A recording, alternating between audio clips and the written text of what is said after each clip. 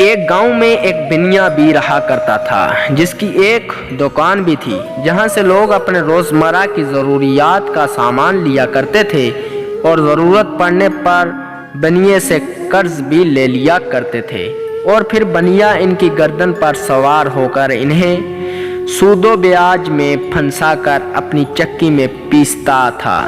گاؤں کے عقل مند افراد تو بنیے کے ان ہتھ کنڈوں سے بچ جاتے تھے، سادہ لو افراد ہی اپنی معاشی ضروریات کے باعث بننے کے چگل میں پھنس جاتے تھے۔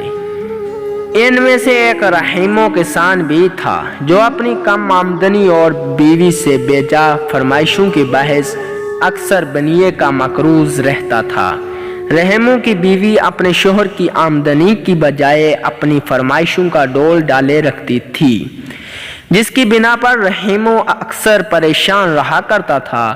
ایک دن رحیموں کی بیوی نے رحیموں سے فرمائش کی کہ اس کا دل حلوہ کھانے کو کر رہا ہے۔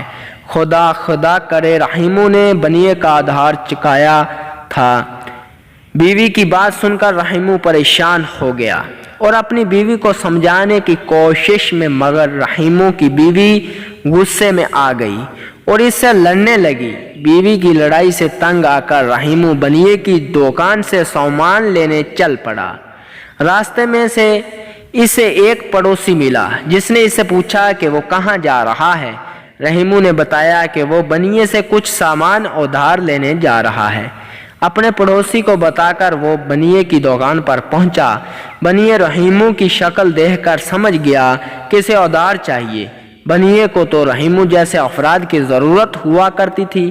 بنیے نے فوراً مصنوعی مسکراہٹ کو سجایا اور رحیموں سے پوچھا کہ اسے کیا چاہیے۔ رحیموں نے اسے حلوے کا سامان بتایا جس میں بہت سارے میوہ جات کی ضروریات تھیں۔ بنیے نے کہا کہ سامان تو میں دے دوں گا مگر اصل رقم سے دوگنا دینا پڑے گا۔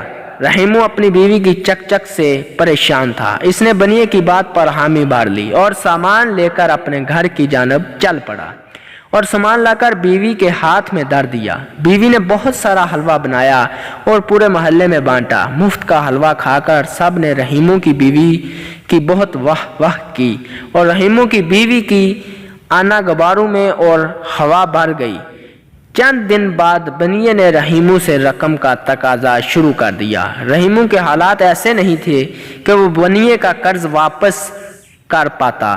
وہ بنیے سے کچھ دن کی مزید مہلت مانگ لیتا تھا، مگر جب کافی مہلتیں دینے کے باوجود بھی بنیے کی رقم کی واپسی کی کوئی شکل نہ نکلی تو بنیے نے یہ معمول بنا لیا کہ وہ رحیموں کے گھر آتا اور شور شرابہ کرتا۔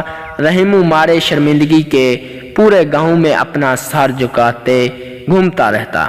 ایک دن اسی پریشانی میں کھیتوں میں سے اپنے گھر کی جانب جا رہا تھا۔ اسے اپنا وہی پڑوسی ملا۔ پڑوسی نے کہا کہ میں اسی وقت کے لیے تمہیں سمجھاتا تھا، اور پڑوسی نے اپنی جیب سے بنیے کی رقم رحیموں کو دی کہ وہ بنیے کو اس کا ادھار واپس کر کے بے عزتی سے بچ سکے۔ رحیموں اپنی پڑوسی کو اس عمل سے بہت خوش ہوا اور اس نے سوچ لیا کہ اب اپنی بیوی کی کوئی بیجا فرمائش پوری نہیں کرے گا۔ نفس کو کھانے کے وعدے پر ٹالنا بنیے کو پیسوں کے وعدے پر ٹالنا سے کہیں آسان کام تھا۔